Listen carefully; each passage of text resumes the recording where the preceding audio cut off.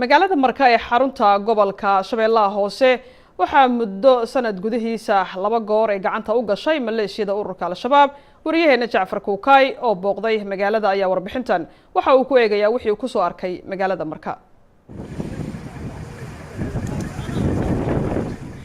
magaalada Marka waa xarunta gobolka Shabeellaha Hoose waxaanay koonfurta 90 kiiloomitir ka xigtaa caasimadda Soomaaliya. marka aad dusha sare ka eegto inta aadan magaalada gudaha u gelin waxaad arkaysaa muuqaal qurux badan waxaadna isdareensiinaysaa in noloshu ay si caadi ah uga socoto si la mid ah magaalooyinka ay isku filka yihiin.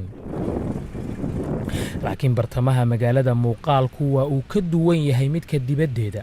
waxaadna dareemaysaa in magaaladu ay dhibbane u noqotay dagaal beeleed soo noqnoqday iyo isku dhiibdhiib dhinaca gacan ku haynteeda ah. halkan waxay fariisin u ahayd ciidamada dawladda Soomaaliya laakiin hadda waa ay haawanaysaa kadib markii maalmo ka hor ay isaga baxeen guud ahaan magaalada Marka. But about 1 week ago, the SNA that were situated in Marka city decided, for reasons best known to them, to abandon their position in Marka. magacaygu waa Kano Peter Omola waxaan ahay abaanduulaha ururka 16aad fadhigeenu waa halkan oo ceel jaalla ah.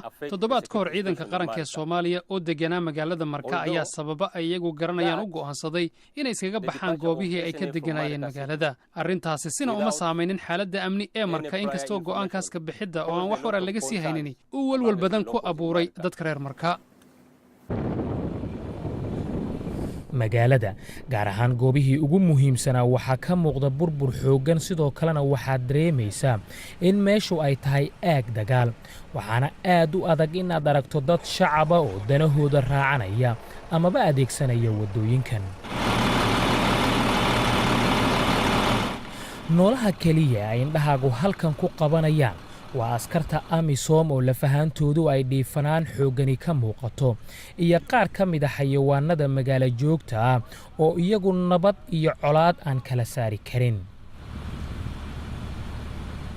AMISOM waxa ay fariisinkeeda ugu weyn ku leedahay deegaanka ceel jaalle oo magaalada qiyaastii 6 kiiloomitir u jira. marka ciidamada dawladdu ay banneeyeen goobihii ay Marka kaga sugnaayeen xarakada Al-Shabaab ayaa sheegatay in ay magaalada soo galeen gacantana could be a very small pocket, a very small cell of Al-Shabaab that have melted into the civilian population. si kasta oo ay taasi tahay waxay noqonaysaa tiro aad u yar oo Al-Shabaab oo ku dhex milantay shacabka. wax diraysa ma aysan xidhan dadka ayay ku dhex nool yihiin. magaaladu waa ay kala xiran tahay weliba qaab beel ku salaysan waxaanan suurtagal ahayn in qaar ka tirsan dadku ay warbaahinta la hadlaan iyagoo si hoose kuugu sheegaya in sababo ammaankooda la xidhiidha aawadood aanay wax xog ah saxaafadda siin karaynin in sawirro laga qaadana musiibo ayay u arkaan.